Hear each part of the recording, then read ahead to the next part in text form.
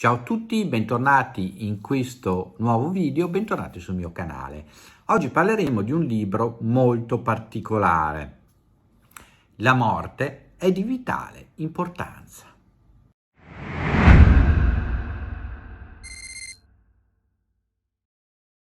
Innanzitutto parliamo della sua autrice, o meglio,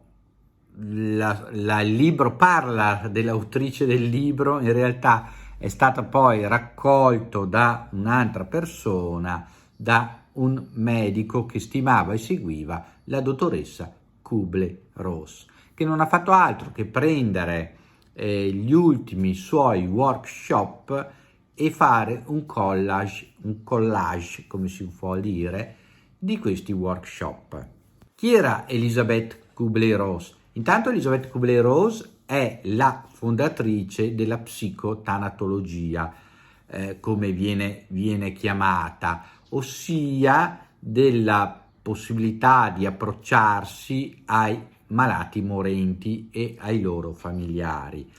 È una dottoressa svizzera, nasce in Svizzera, terza di 3 gemelle, un fagottino di 1 chilo come ci racconta lei in questo libro,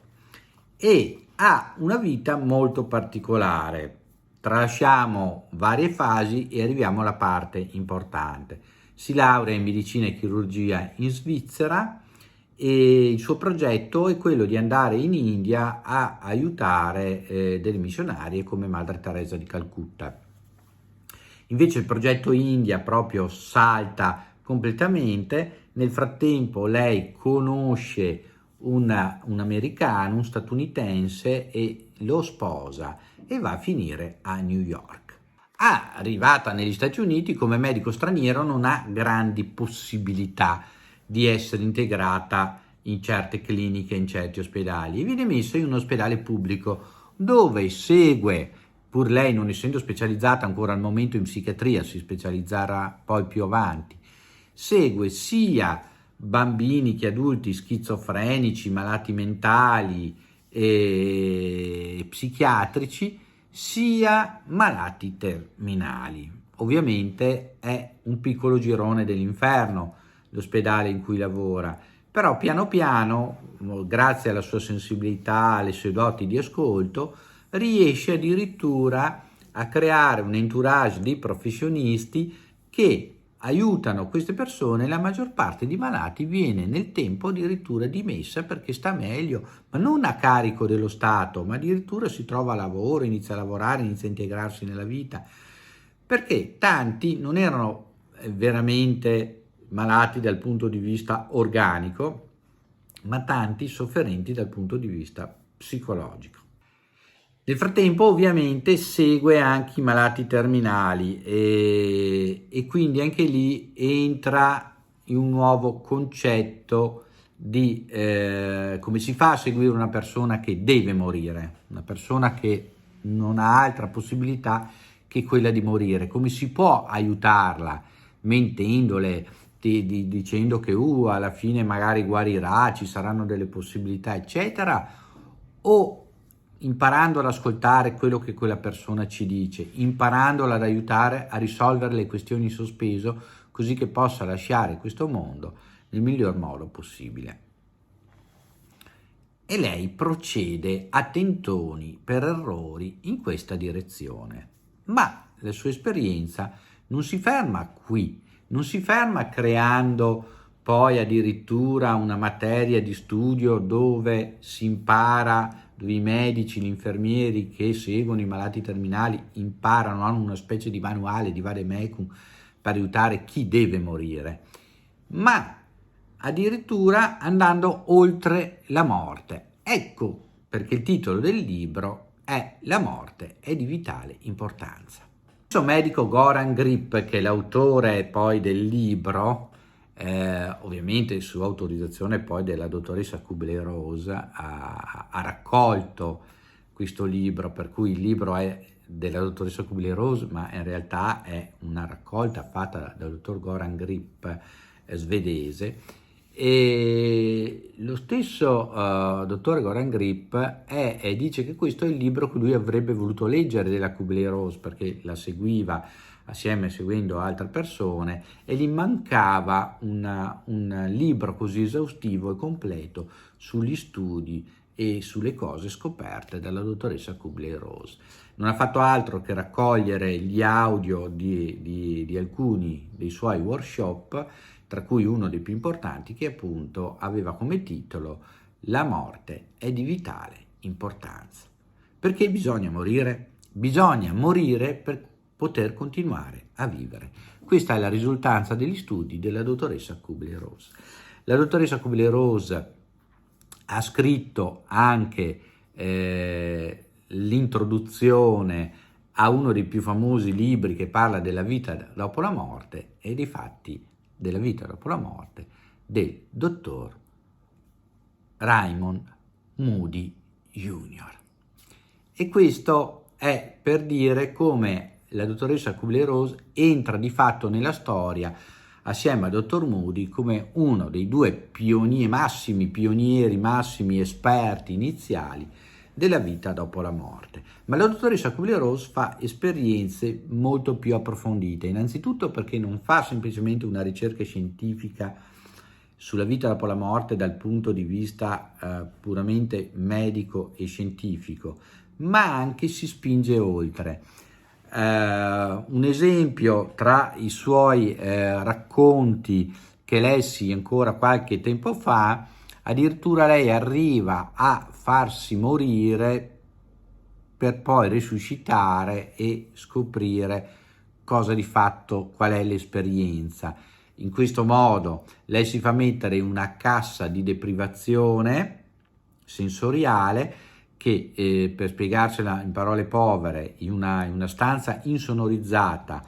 buia, c'è una piscina in cui viene immersa una cassa in cui viene immerso un corpo umano, la persona che vuole provare questa deprivazione sensoriale. Dopo un po' la persona all'interno di questa cassa che galleggia in questa acqua immobile, ferma, all'interno di una stanza insonorizzata, perde qualsiasi contatto con il mondo sensoriale, con il mondo esterno, e quindi vive una sensazione simile a quella che vivono le persone che hanno l'OBE o hanno l'NDE, almeno la parte iniziale.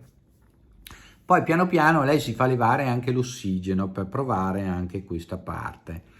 e non ve lo racconto tutto perché non è in questo libro, o forse qualche richiamo a questo avvenimento c'è anche in questo libro,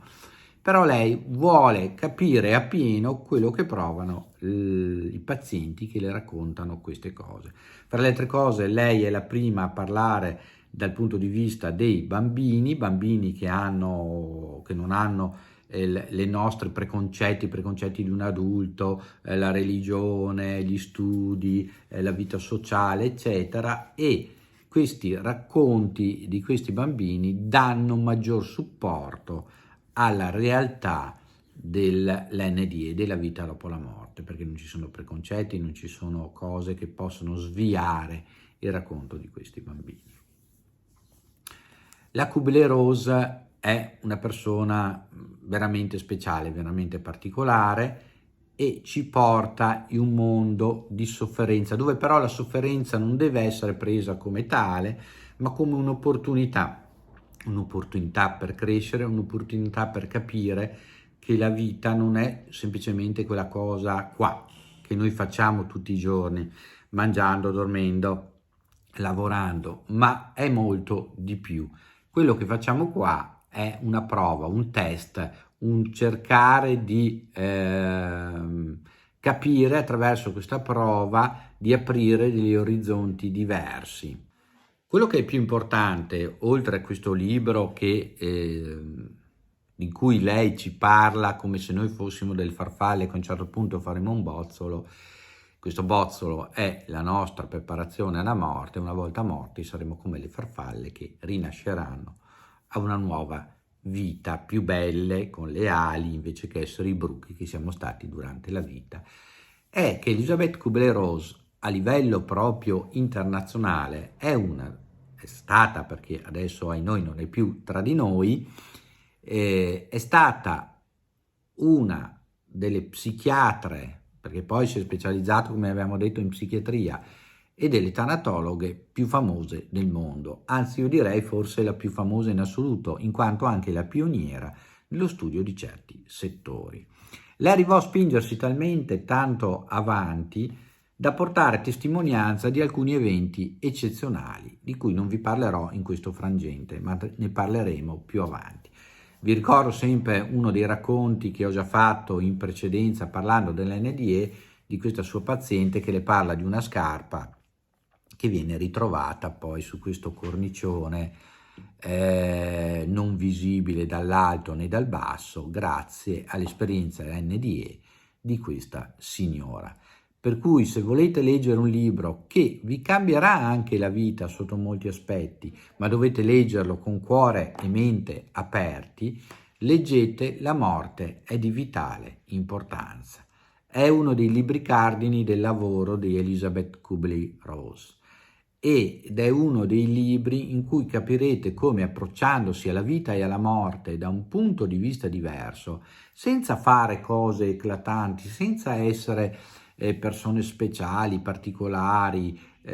cioè posizionandosi invece che dal punto di vista statico, ordinario, ma un punto di vista diverso su quello che riguarda la vita e la morte,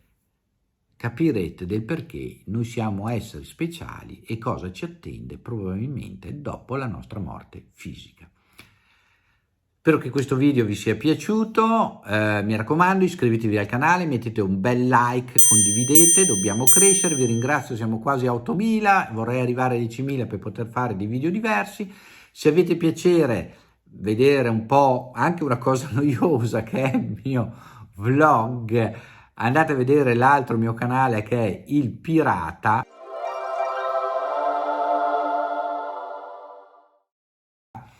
in cui troverete altro che me stesso che vi racconta quello che gli viene in mente nel momento in cui vi viene in mente. È un canale un po' così, in questo momento di prova, di cazzeggio, per vedere un po'